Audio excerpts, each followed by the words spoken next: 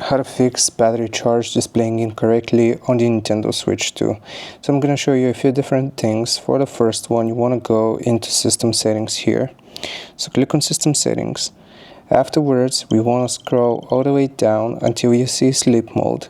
So here where it says sleep mode, make sure you change all of these three to off. So here where it says 10 minutes, you want to do never.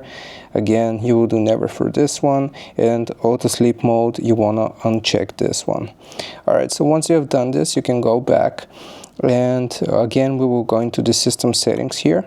We will go into the system settings, and you will go into the system option here at the bottom, and you want to click on system update. Make sure that your console is up to date.